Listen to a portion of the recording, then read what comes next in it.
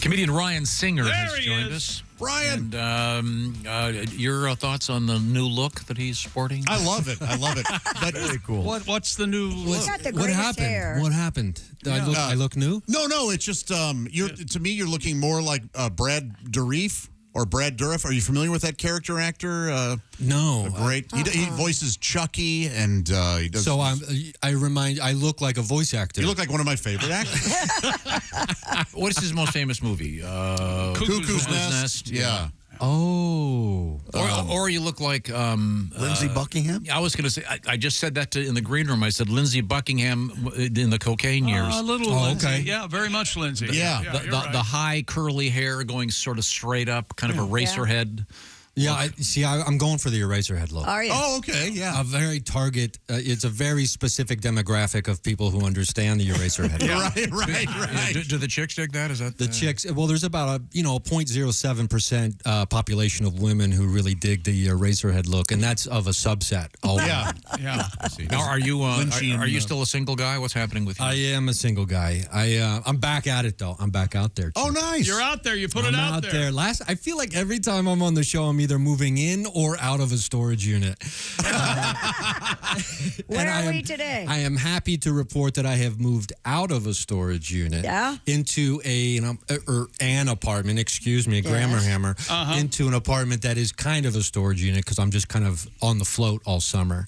But and I can't live there even if I wanted to because I won't say what kind of car, but it's an electric vehicle. Drove into the apartment where I was moving into as I was en route. Whoa! And put a giant hole in the wall, the building of the apartment. Oh, my. Making it impossible for me to live there unless, I guess I wanted to be like a bird in a nest. Right. So let me get this straight. You're in the ground floor. No, I'm in the I'm moving into it. I was on the float for about a year, maybe a year and a half. And, after, a breakup that I'm totally over and it still doesn't haunt me. But, and so a friend of mine, Dave Waite, very funny comedian, lives with a couple other comics. And he said, hey, we have a room in our Los Angeles place that opened up. And I was like, okay, I'm in. I'll move in with some buddies. Yeah. And so as I'm driving from Florida to California, I get a call saying, you're not going to believe this, but a car ran into the apartment, so it ran into Dave's bedroom. Whoa! Luckily, he was not sleeping because it was about 4:30 in the afternoon. Yeah, so, he had just gotten up, and right. Hey, yeah, exactly. That's a very good thing. A car. What? Is this an alarm clock? I loved it. This is not a snooze button. How do I hit snooze? He's just hitting the trunk of the car like snooze, go. And so they're like, so he's got to use your room until his room is fixed, and it's almost fixed now. Apparently, it's taken about 2.5 months, I guess. Wow. Okay, but so it's made dating difficult. Like, hey, do you want to?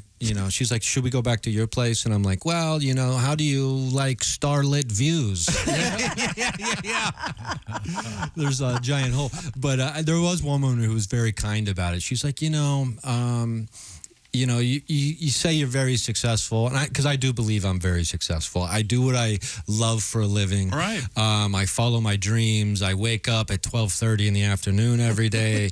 I'm very successful. Sure. Yes. And and so she goes, so you're very successful. So do you have any money? And I was like, well, no, I don't have any money. That's I have defined success for myself. It turns out. But some women don't want to hear that. Yeah. So she's like, I'm kind of looking for a guy who's got his own place. And I'm like, oh, okay. You mean because I'm almost 50 and I live with guys? That's a problem for you? You don't want to hang out with the boys? Wow, that's going to be an interesting. How many people do you know that have had a car run through their house? Yeah, it's like people are always like, hey, don't you think that was a sign from, because I'm a universe guy. I'm a wild one. You know it. I mean, I'm an idealist. Everything's consciousness. We're all connected. That's why I never get jealous about other comedians having comedy specials because I'm like, they're all my specials, man. I put out 350 comedy specials last year. Yeah, you are prolific. Yeah, I am prolific in that way. And so, I don't know what I was even talking about. I got lost in the universe just now. But like, I just want to be successful. I want to be happy. You know, I want to date. Because I am quite alone. I'm very alone. But well, that was supposed to be funnier, and it was not. Well, are you alone or are you lonely? Yeah, That's a big difference. My therapist says I'm lonely. Oh, okay. All right. Yeah. I think that's the bad one. I'm surprised you can afford a therapist. Yeah, well, I've got Obamacare. Old Barack, old Barry, is Making picking sure up you're the tab. feeling good. He's making sure I'm feeling good. Yeah. Although I got on the apps, the dating apps. I got on because my therapist was like, you got to get out there. And so I was like, okay, I'll get back in the game. And so I went on this Bumble date. Bumble's an app or whatever. Is that the one where the woman has to start the conversation? Okay. Right. So it's okay. yeah. And so it's like, how do you like it now? Like, oh, hey, what's up? Isn't so generic anymore. Like, men aren't creative enough in the way they instigate conversation. It's like, let's see how you like it. But anyway, so I go on this date with a woman, and we're in our middle ages. You know what I mean? It's like we can be adults. We can have those conversations when something doesn't click. Sure. We know immediately, right? So it was one of those things. It was a nice time. We had ice cream. She thought I had a problem with boundaries because I got 2 milkshakes on the date. But and I was like... So she was buying then? She was buying, of course. And, the modern woman. And, Oh, yes. So, about a week...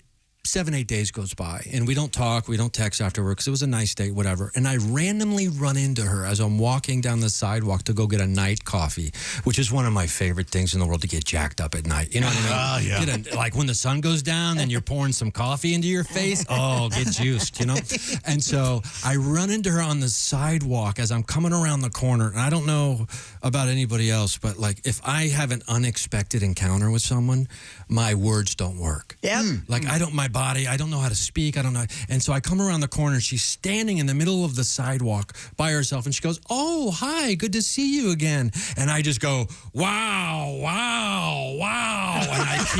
And I just keep walking. Yeah. And I walk into this Starbucks coffee shop. And I'm just like, wow, wow. And I'm like, I get inside. I'm like, what are you doing? Like, just be a person. Yeah. And I'm like, no, go hide in the bathroom. So I go hide in the bathroom.